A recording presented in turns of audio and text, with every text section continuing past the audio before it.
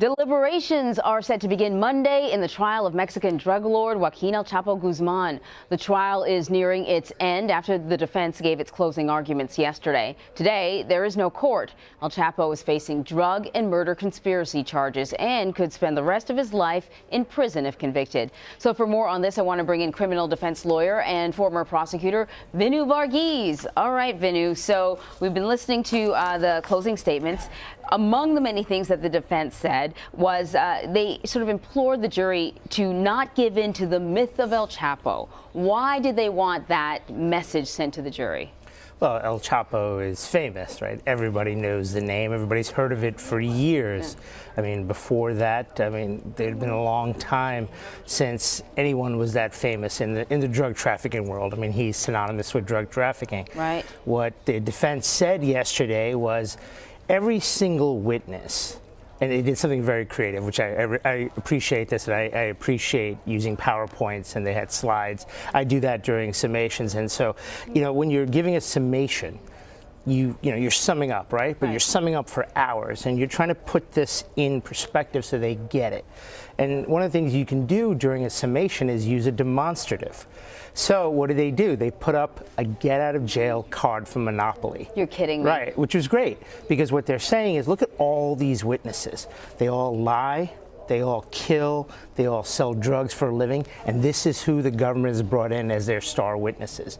To me, it's powerful, right? I mean, you're in a situation where you've heard all this evidence, but the evidence has been primarily through extremely bad people, including serial murderers like El Chapo, who are facing time behind bars. Yes, so they need a break, maybe a get out of jail card. Right. Absolutely, and a lot of these people, even the son of the guy who's supposed to be the big drug lord, said that he's hoping to get a visa, right? So the main guy, El Mayo, is still at large, and he said that El Chapo is a fall guy for this, right? He hasn't been involved, and the testimony, like, he made fun of one of the pictures or one of the videos where he supposedly, yelling at somebody, and they said the guy was identified as El Chapo, and he put a sort of a mask and a hat and a mustache over the picture, saying, "Look, is that really El Chapo? You can see him here in court." So there was a lot of good stuff put forth by the defense summation. But I want to bring up one of the big issues in federal criminal practice, right?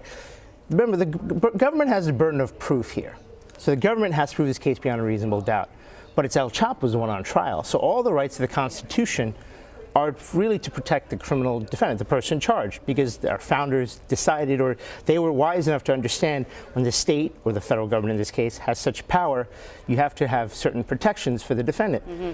In a federal criminal case, the government gets to open at the beginning, right? And then the defense goes before evidence is presented. At the end of the case, the government gets to sum up, defense goes, and they get to give a rebuttal. Government gets to go again. So today there's no jury today, but yesterday, after the defense finished, the government got up to go again and attack the statement. So the last voice the jurors are hearing before they deliberate for the weekend, now there's 3 days off, and come back on Monday, get jury instructions, is the government's voice. Interesting. Right? So think about that, right? Because while the defense is going, they can sit there, take notes, and then just cherry pick what they want to say and reiterate their points. This is an absolute, I think it's one of the biggest shams in criminal practice, because when you're on trial, why should the government get to go twice at the end? Right. Now, some people say, summations aren't that important, because it is. Because you have a chance in summation to basically tie things together that weren't so clear maybe during trial. Yeah. And, he did a very good job, but of course the government gets the last word, and they're going to hear jury instructions. Very interesting. After weeks and weeks of testimony, the last thing you hear is probably the first thing you remember. Of course. We will see how it unfolds. Vinoo Varghese, thank you. Thank you.